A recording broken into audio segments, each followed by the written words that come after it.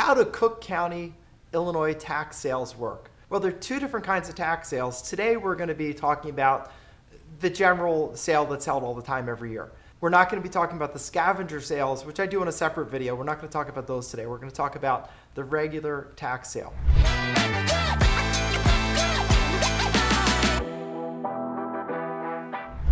This tax sale is a tax lien sale. So you're not buying the property, you're buying a lien against the property.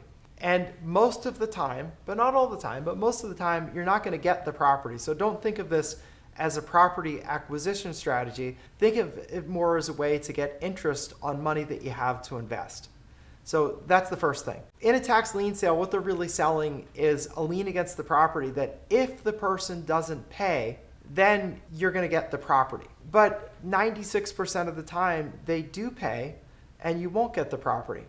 And what you need to be careful of is knowing that you actually want the property, because that's one of the tricks to this. There are some properties that really don't have any value.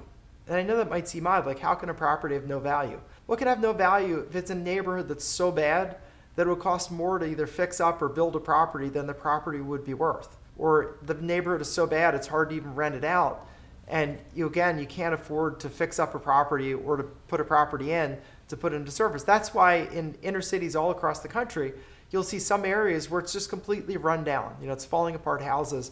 And it's because the economics don't work for a non-governmental actor. So if you're a private investor like you or me, you can't go in there to say build a property because the cost per square foot to build it is less than you'd get in rent, meaning you couldn't pay for the loan. And so it's just not worthwhile. And those are sections that really governments need to redevelop, meaning they need to get whole swaths with open blocks where they can just rebuild the entire block at once. They can partner with a private developer and they can build something. That's great, but that's not what we're here to talk about today. We're not talking about private-public partnerships. We're talking about you as an investor with an income opportunity. So at these sales, understand that you're going to be bidding on a lien against the property, and most of the time you're just going to get interest. Now, anytime you're buying tax liens, you need to understand I'm not going to get the property, and that I need to make sure that my lien is backed by a good, desirable property. Because on a good, desirable property, chances are someone is going to redeem that, which means you're going to get your interest and your principal back, and you keep rolling that into a very nice stream of income. If they don't pay you, meaning if they don't go and pay their taxes plus the penalties and interest, then you're going to be given the property by Cook County. And that's an unusual system. And every once in a while in Cook County, it results in a big payday for someone because they get a valuable property that doesn't get redeemed. And when it doesn't get redeemed, then you get the property for just the taxes that were owed, which is amazing and can be really great deals. But that's kind of like a lottery play. Every once in a while it happens, but you can't count on it. So don't count it as part of your investment strategy. Just count it as something that happens every once in a while. Now also understand in these tax liens, especially say you're in the city of Chicago. On the south and west side, only 70% of the properties ever get redeemed. So if you're bidding in those neighborhoods, which are not the nicest neighborhoods, those are the ones where you're less likely to get a redemption. So make sure that you meticulously check the property that you're bidding on and make sure that it would be worth it to you to get that property for the taxes that you're paying. Because otherwise, you're going to get properties that you don't want, and that is not a good strategy. And generally speaking, 96% of properties where the tax lien is sold, the tax lien is redeemed. But of course, by neighborhood, that can vary greatly. And in the south and west side of Chicago, the number is about 70% get redeemed. So make sure that you actually physically set eyes on each property where you're buying the lien. And also, the way that they work those sales, it's a bid down process where you bid lower and lower and lower interest rates that you'll accept. And the interest rates can get very low. So when you're at these auctions, make sure that you set a limit for yourself. You say, I would take 8% interest, or I'll take 10% interest, whatever it is.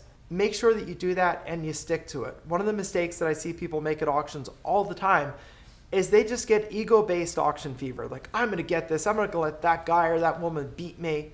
Well, if you're beating down to where no one's making any money, let them have it. Let them lose their money. It's not an ego thing. This is business. And you need to make sure that you stop bidding when you're below your profit threshold. And just keep that in mind. Do not get so involved with the bidding. Set your bidding limit ahead of time. I see people all the time where they just I'll decide when I'm in the auction if I'm going to bid more or not. No, don't do that, because when you're at the height of emotion and the height of excitement, that is not when a good investor makes his or her decision. It's beforehand when you look at it and say, I got 100 properties to bid on, and my minimum interest rate is 8.5% or whatever it is for you. And if it drops to 8.49%, just you're out. You're out. You need to be a disciplined investor, because good investors are disciplined investors. If you want to know more about that, look up Warren Buffett. Also understand that in these tax sales, it takes a long time to get title to the property, because there's 2.5 years that the property owner has to redeem, meaning to pay the taxes, penalties, and interest and keep their property. So your money may be sitting out there for a while, for up to 2.5 years. And also, if it's one where they're not going to redeem, then it's 2.5 years before you know that, and they don't redeem, and you get the property. So a lot of things can happen in 2.5 years, one of which is your property can decline in value and condition, and also your money's out on the street for that long. So just keep that in mind as you're doing this. Also understand there are a lot of changes going on in tax sale laws all across the country, and Illinois is no exception. The scavenger sale used to be held every 2 years, every other year. It's not done that way anymore. Now they're setting them whenever they want. So understand that. Make sure that you're looking at the current information. So if you're just getting into this, sit down with an Illinois attorney who does tax sales and helps bidders at tax sales, and just go over this process with them and what's going on that's new. Old information may be out of date these days. I mean, these laws are generally stable, but not right now. There's a case in the Supreme Court called Tyler versus Hennepin County, which has just started a whole groundswell of changes in tax sales all across the country. Illinois is one of those places that's changing. So to find an attorney, your best bet is do some Google searches, and you're going to find some attorneys that write articles about how tax sales work and how they help tax lien and tax deed investors. And those are the people you want to talk to, because they're trying to attract that business. You need an attorney in this business that has experience, that can do things efficiently. And the best way to find them is look for people that are putting out articles to educate tax sale investors. Also, if you're investing in Chicago, make sure that you check the property demolition list, because these properties can be in bad shape and they can get onto the list of properties to be demolished.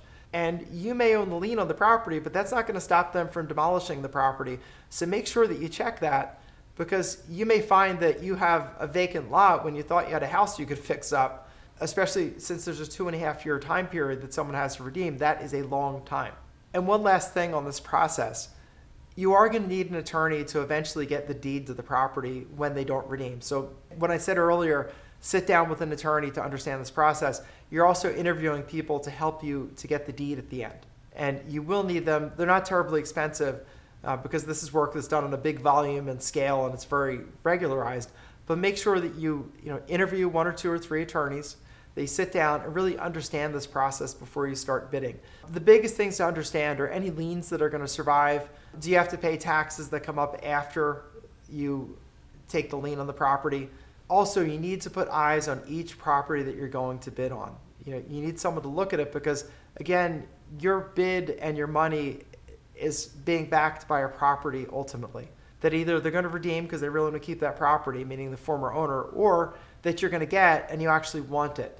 So make sure that you do not bid blindly. That's a mistake. Also understand that this is a little bit of a rough business, meaning you're going to have to be evicting people from houses that they owned and are no longer in. Sometimes people litigate to try to overturn tax sales. You have to be a little bit tough for that. You're going to deal with bumps like houses that are in worse condition than you thought, people that file bankruptcies, IRS liens that have to be worked through. Those things are all workable, all resolvable, but this is not, sort of a white glove, clean, easy business. It can be a little bit rough, and it involves litigation. It can be a lucrative business, but it's not a business that is for someone who doesn't want to get their hands dirty. It's really not that kind of business. Also, there's some criticism out there that I tend to ignore, where people say, oh, this disproportionately affects minority communities. We don't make the sales happen. We just, we go in as investors to go buy properties and make something out of them, fix them up and resell them. If there's a minority community that's losing more properties than is ideal, that's not really something that we're able to influence or do. We're not nonprofits. We're for-profit business owners. If governments want to figure it out, they should. But understand you may undergo criticism over that, because you're buying properties in minority communities at a big level. And people say, oh, these people are really hurt, and people are hurt that lost properties at tax sale. But that's not really, what we can influence or control.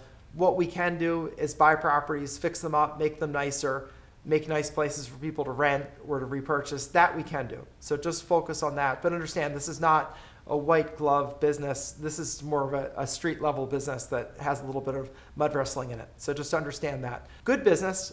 If you want to go on the other side of it, you say, well, I'd like something that's a little more clean than that. Then I would say look at the overages business, which is not something for Illinois. That's something that I do nationally and that you can do from Illinois. It's just you're going to do it in other places for reasons that I don't feel like getting into here because it's just more involved than is worth spending time on. But this is a business where you basically call owners up who have lost their properties at tax sales. They don't own the property anymore, but they can get a refund of part of the money the property was sold for at the tax deed auction. It's a great business. You're helping people. You're making money. You're getting a percentage of money you recover. Really simple, clean business. I prefer this one because to me, the down and dirty of wrestling for the tax deed properties turned out for me, I was just like, I don't want to deal with this anymore. I don't want to deal with contractors, tenants, toilets, disaffected former owners.